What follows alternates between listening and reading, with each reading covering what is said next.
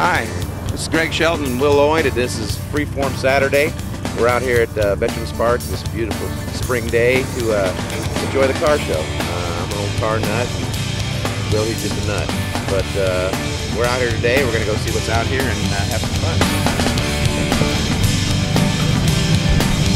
Here with Rollin Relics President Tim Day and Secretary Treasurer Don Bader, and I want to ask him a couple questions about the car show. Good turnout today? Very good turnout. I think we got about 140 cars, motorcycles today. Beautiful weather. It really helped us this year. People are really coming out. Good support from the community on our show today. And I'm going to talk to the money guy. Now, this is a fundraising for... Yeah, the funds all go to local kids sports programs. We do 4-H, high school, softball. In the past year, I think we've given over probably about $3,000 so far this year alone. What was your first car? 70 Plymouth Duster, 340. What'd you pay for it? I think it was about $2,100. Is that right? What'd you pay for the Green Goose? Oh, about 80. I mean, we're here with Chief McMillan at the Veterans Park at the car show this year, and tell us about what's going on here today. You know what? Veterans Park is full today, you know, with the Rollin Relics and their car show, and I talked to John Dillon just a little bit ago, and he's saying that this is the largest show that they've had. They've run out of t-shirts, entries, and everything, so I'm out here today. They have a love seeing the community out here, love seeing the mixture of kids and older folks, you know, and just to get that bond and stuff going. We've been asking everybody, what was your first car? My first car was a 1966 Chevy Impala. What did you pay for it? $600. And we're going to start admiring the cars here. It looks like a 57 Corvette here. This was one of the what they called earlier was the bathtub. The Corvettes came out in '53, and this was the first actually design change. About '55 they changed them to in '56 this style. This is famous. It was the first year they had the fuel-injected 283s, and this one here is actually a dual 4 car. Beautiful car. They call them bathtub Corvettes. You know what I mean? And they were made kind of as a, you know, as a American sports car. There was a lot of MGs, Jaguars, and everything else. Right next door to it, we got a '57 2-door hardtop. Again, this was when this car came out, man. It was great. It was right there in the 50s. They came also with fuel injection and dual 4s, and you know, who doesn't know what a '57 Chevy is? Oh, we got another one here, screaming canary yellow. It looks like that one's a post. You can tell the difference because the metal in between the windows. If you look at this one, you roll the windows down. There's no metal, but on this one, the metal is there. One's called a hardtop. One's called a sedan. And the belief was that the hardtop would be more dangerous if you rolled it. So a lot of people bought the post because it was considered safer if you ever rolled it over, although I don't think much to it. 68 Mustang Coupe. 67, 68 Mustangs were a lot like. That was the second design of the Mustangs. They got a little bigger in 67 and 68. This one looks like it's got a small block with some aftermarket air and some different seats. Nice car. 65, 66 Mustang. Real nice. Got a little flip on the back. Little V8.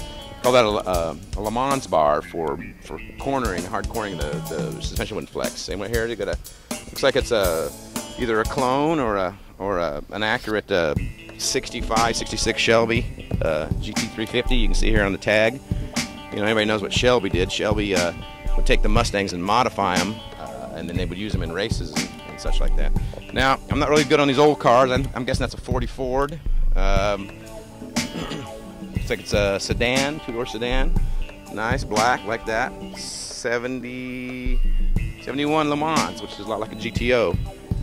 We got 56 Chevy wagon, looks like maybe 56 Chevy wagon. Got that intake or that air filter is like a Packard air filter. That was quite the thing to take a Packard air cleaner and put it on your thing on your car. Hey guys, how you doing? Yeah, we got a 65, 66 El Camino, which translates to the road in Spanish, and that's a big block. SS Super Sport, neat car. Oh, there's a 70, looks like a CUDA.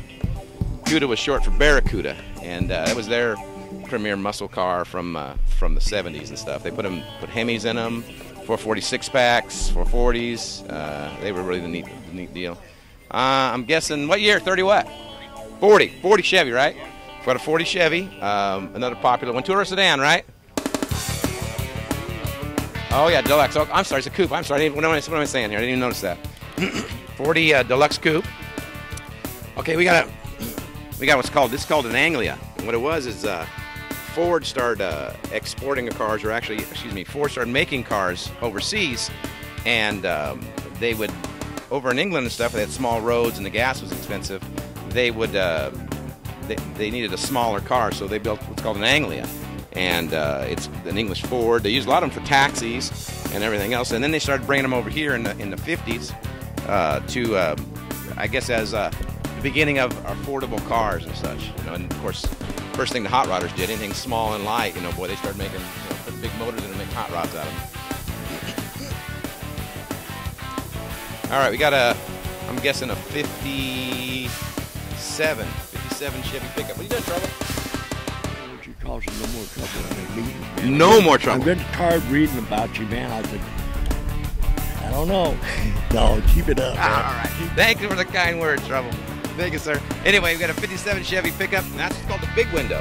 If you look, the window actually in the back wraps all the way around and almost touches the door, and they call that a big window. And that's really sought after. It's a beautiful, beautiful truck. Got a red. Look at the dash. Beautiful. What do we got here? Looks like a 34 Roadster, and a Roadster is a convertible with a fixed windshield.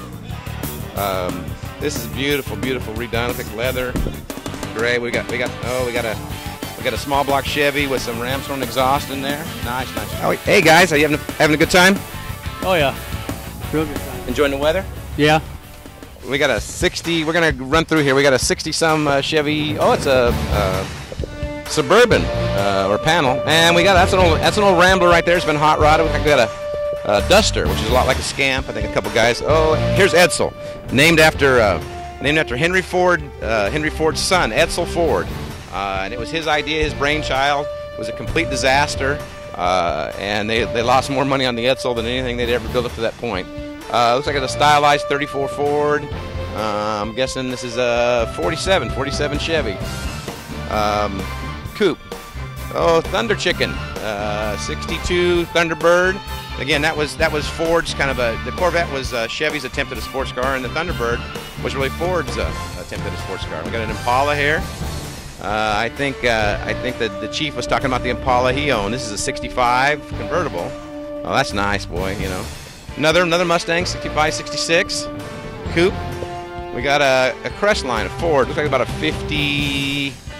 I don't know, 52, 3.4 maybe, Ford, two-door, good, that's different. Another 55 Chevy. Got a T-bucket, and what that is basically a Model T bucket in the frame, and that's about it. Everything else is off of something else, boy, and I've rode in them before, and let me tell you, they are one wild ride. That one is really wild. It's blown, 671, centerline wheels. Got a quick change in the rear. They did that. What they would do with those is, rather than have to change the gears, you can take the back cover off and change what's called spur gears, and actually change the ratio depending on you know, what track you wanted to race on. Really a neat little option. Knockoff wheels.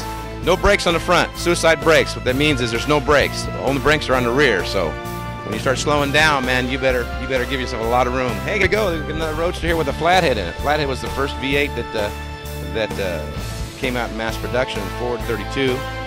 Actually, Cadillac had some before them, but the flathead V8 Ford was the one that really revolutionized everything. Great car. Thanks, guys. Thanks. Oh, now this is a Triumph, early, I'm guessing TR3. They exported a lot of them to the States and stuff, and this was, you know, back in that era was considered the neatest thing, and you know, race cars and stuff. That's the Corvettes and the Thunderbirds were really America's answer to cars like this because they were importing a lot of them and selling them and such. Little track Roadster, heavily customized there. Got a nailhead in it. Hey Tim, before we go, how can we get more information if people want to participate in your club and such? You can go on online. Rollin Relics have a website, rollingrelicscarclub.blogspot.com, and we put our events on there. We put our event pictures, cruise night, first Friday of every month, and we have those on there also.